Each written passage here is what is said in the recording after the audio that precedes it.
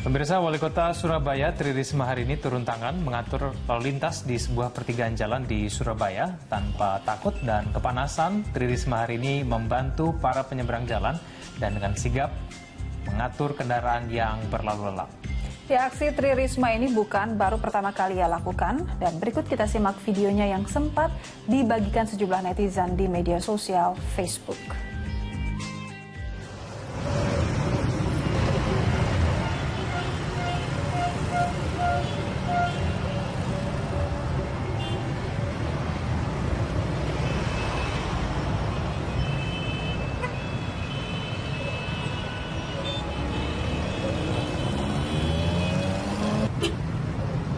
Hari ini.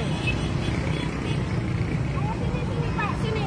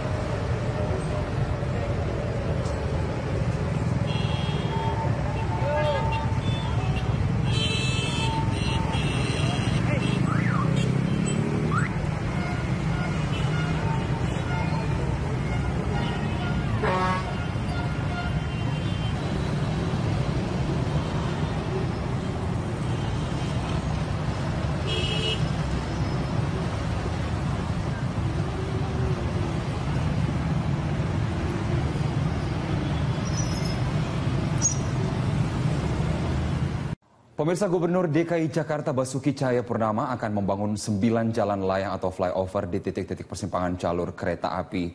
Hal ini terkait kecelakaan yang terjadi antara bus Transjakarta dengan kereta api pada beberapa hari kemarin. Sebelumnya pemerintah sudah membangun flyover di Permata Hijau untuk meminimalisir kemacetan dan kecelakaan di pintu perlintasan kereta api. Sudah ada reporter Cikal Multasam dan juru kamera Aditya Eko serta pilot drone David Sibarani di Permata Hijau. Ya, Cikal, flyover Permata Hijau ini awalnya kemudian dibuat di atas perlintasan jalur kereta api. Menurut pantauan Anda di sana, apakah kemudian efektif jika ada pembangunan serupa flyover untuk keamanan di perlintasan kereta? Tentunya ada pemandangan yang berbeda jika kita melihat beberapa waktu yang lalu di kawasan Permata Hijau ini sebelum dibangunnya flyover di kawasan Permata Hijau, Carlos. Pertama tentu saja adalah keamanan, di mana dengan adanya flyover ini, maka sebidang perlintasan kereta ini telah ditutup secara permanen, artinya dapat meminimalisir adanya kecelakaan yang melibatkan kereta dan juga kendaraan pribadi atau kendaraan lain di luar kereta seperti terjadi beberapa waktu yang lalu. Namun pemandangan yang cukup signifikan juga terjadi bagaimana ada pemandangan lalu lintas di sini terjadi. Kita sama-sama tahu, Carlos, bahwa kawasan Permata Hijau ini merupakan salah satu titik kemacetan yang cukup parah di ibu kota, karena ini adalah titik bertemu di antara kawasan yang sibuk, yaitu kawasan di Senayan, kemudian Kuningan, dan juga kawasan pemukiman di kawasan Ciledug dan sekitarnya.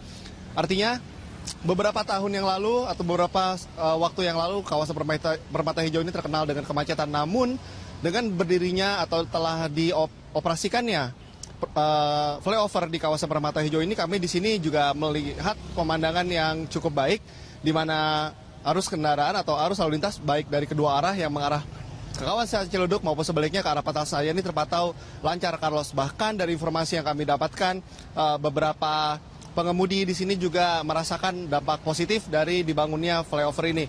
Kami juga perlu informasikan kepada Anda mengenai detail dari flyover ini, di mana flyover ini didirikan dengan menggunakan anggaran APBD sebesar 131 miliar rupiah dengan panjang sekitar 536 meter dan juga lebar 10 cm yang dibagi dua sisi yang masing-masing selebar 3,7 meter, dan baik di kedua sisi, baik yang di sisi kanan maupun di sisi kiri disediakan jalan untuk pejalan kaki. Artinya, Carlos, bahwa pejalan kaki di sini juga tidak bisa melintas di perlintasan kereta karena memang sudah ditutup secara permanen, sehingga baik dari pembangunan dari Pemprov DKI Jakarta juga menyediakan jalur pejalan kaki di bagian paling sisi paling pojok di bagian dari jembatan ini.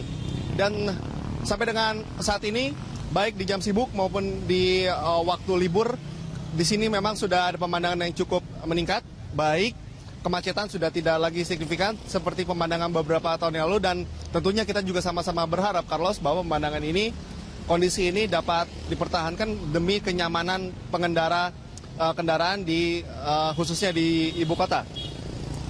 Dan Carlos, 9 flyover dan underpass akan dibangun pemerintah Provinsi DKI Jakarta memang pada tahun ini, karena pembangunan ini diharapkan mampu mengurangi kemacetan dan meminimalisir kecelakaan lalu lintas.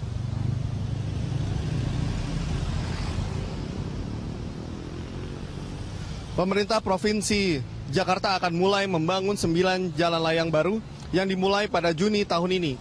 Pembangunan jalan layang akan dikerjakan Dinas Marga DKI dengan anggaran 1,8 triliun rupiah. Dan berikut 9 flyover yang akan dibangun oleh pemerintah Provinsi DKI Jakarta.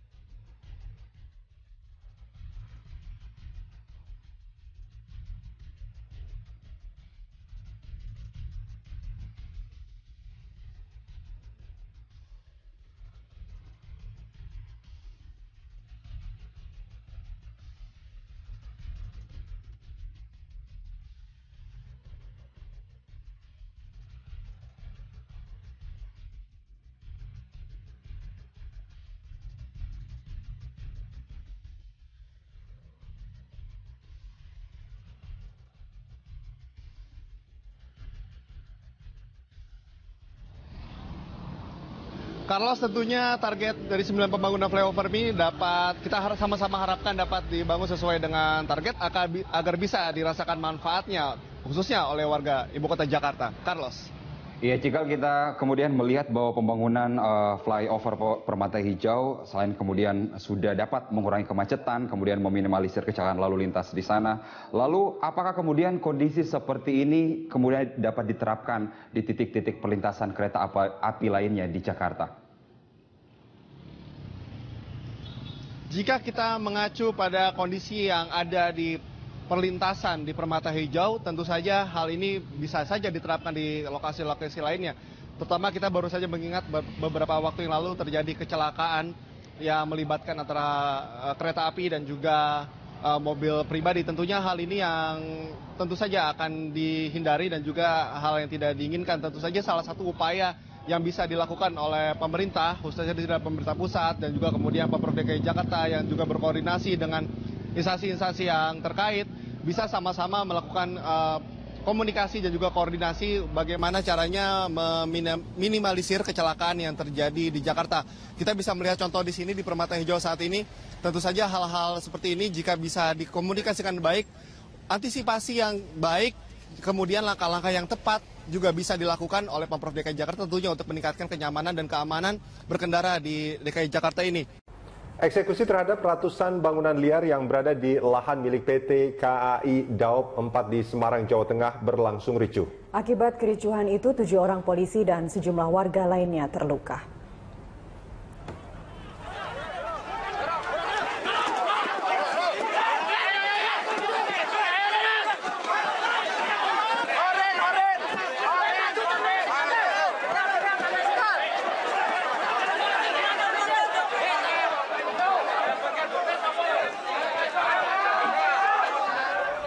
Bentrokan antara polisi dengan warga ini tidak terhindarkan saat warga menolak untuk digusur.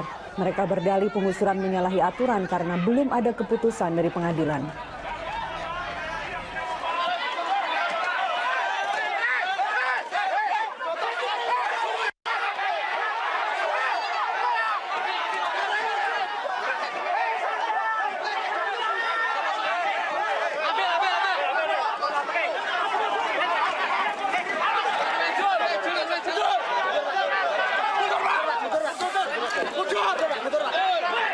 Mundur!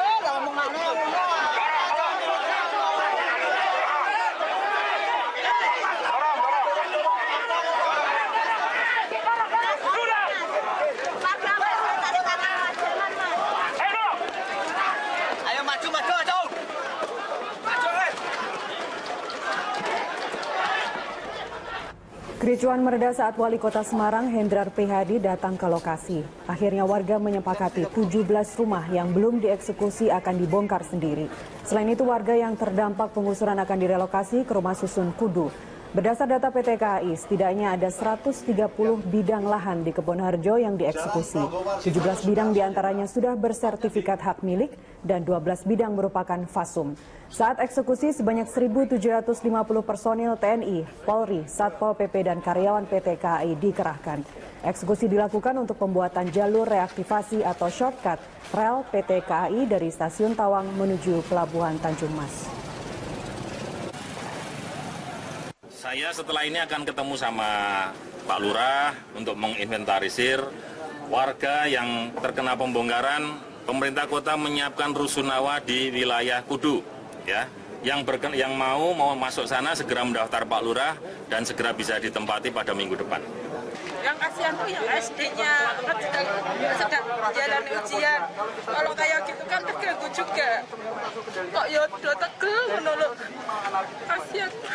Seluruhnya yang mengamankan kegiatan ini penertiban jaringan jalan reaktivasi kereta api dari Stasiun Tawang menuju ke pelabuhan. Ada 138 KK, namun yang kita tertibkan kurang lebih jumlahnya 70 yang tanpa sertifikat. Sedangkan yang bersertifikat masih tetap berdiri tegak seperti yang rekan-rekan lihat. Terima kasih.